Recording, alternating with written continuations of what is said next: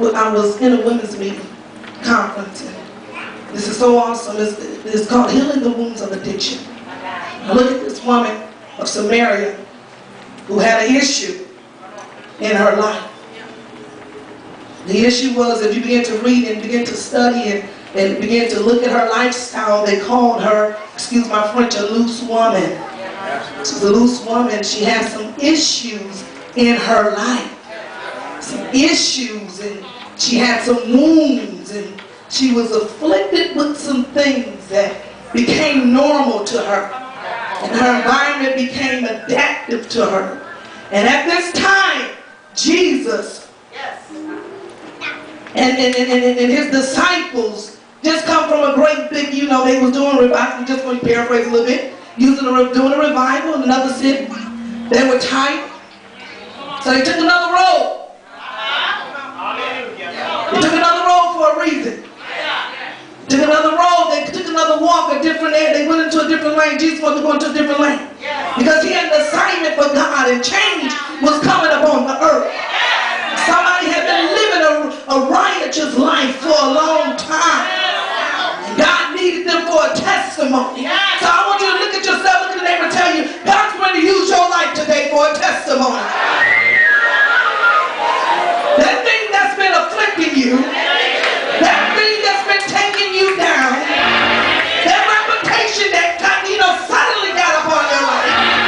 I don't care if it's bad credit. I don't care if it's a bad marriage.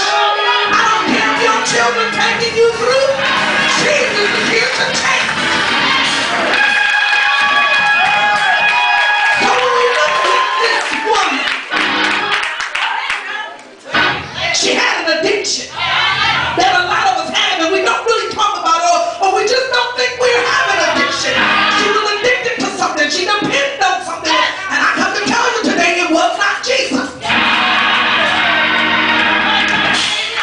So Jesus and the disciples, they began to walk around to this little town, and you know, the disciples, everybody, the Jews, and they all religious, and everybody, you know, the Jews is the big folks, they're the big time people, you know, they got it all, they know all about God, the big Messiah is coming to them, you know, just like some of us religious people do. We got issues and we cover them up. We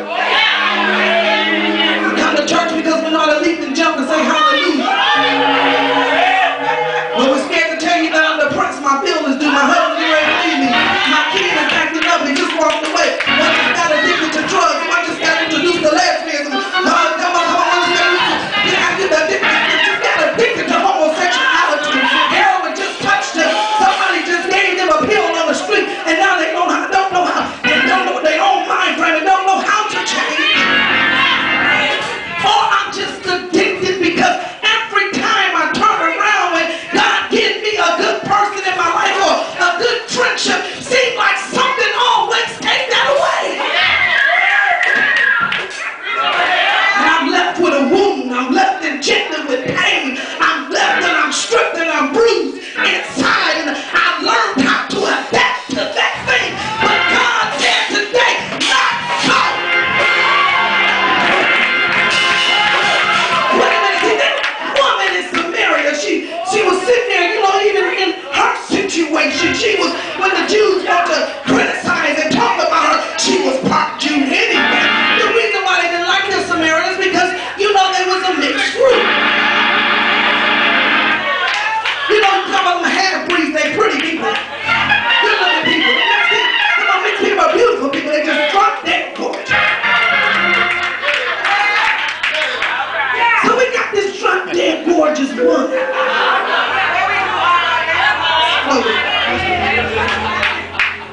She began to walk because she got a reputation. She didn't want those old gossiping women talking about her. She said, I gotta go in the wee hours, get me some water for my household. I gotta walk in this strange area. How do you know the king was sitting there, sitting on the land at that well, where this woman that was coming up for years, full of wounds, full of rejection, full of addiction. I'm going somewhere with this. And as she began to walk up, somebody came, she said, I just got this bucket and my sandals all worn out.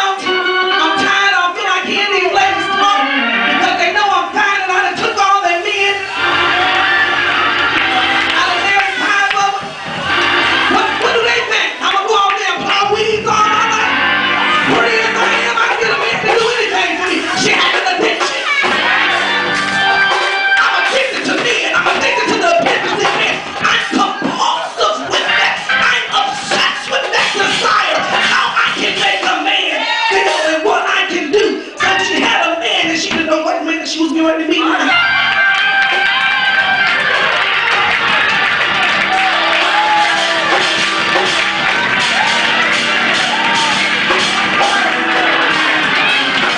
She said this. Well, you know, in Samaria, I'm on the outskirts of my city. Somebody got something to ask me, and I know a G when I say it. He said, give me a drink. She said, oh, you asking me for a drink?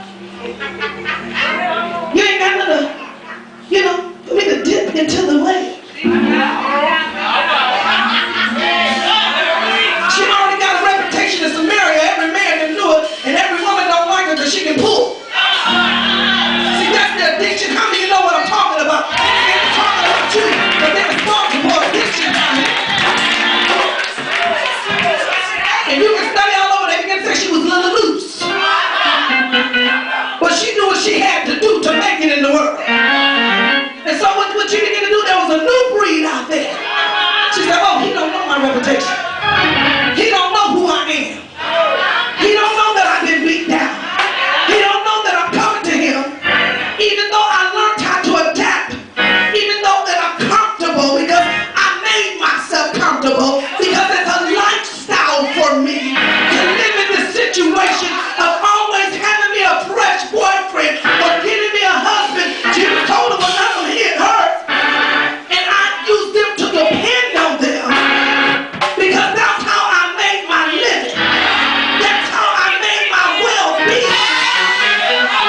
So my reputation already tainted and I'm already hurt. I ain't got no friends. Every girl don't like me. They only say hi so they can know who I'm kicking it with and who I'm moving around with or who I'm saying.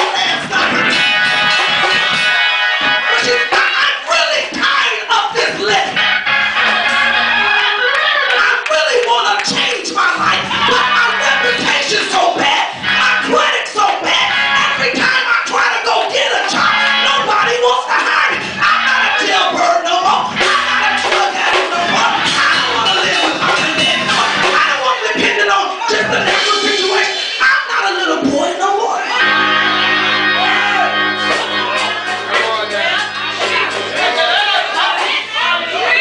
I come to tell you today, you may be in a situation, you may be here today, and people have titled you, but deep down inside of you, you know that there's some greatness. You know that you're bigger than what you're actually putting out there. So you're just not sitting here today at this set time, at this appointed time. You just did not come to church today for just an original service. You came today because God is ready to change your situation. God's getting ready to do the miraculous breakthrough in your life. God's getting ready to change your report. God's getting ready to change your home. God's getting ready to change your bank account.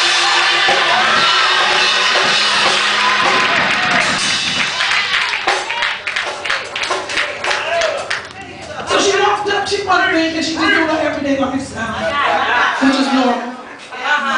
You know, you have a normal lifestyle. Even if you're a big drug dealer out there, you know what corner not to go to. She knew which corner not to go to. She knew which block not to turn in because she knew God can see it that way. Well, come on, the police don't know somebody watching her here.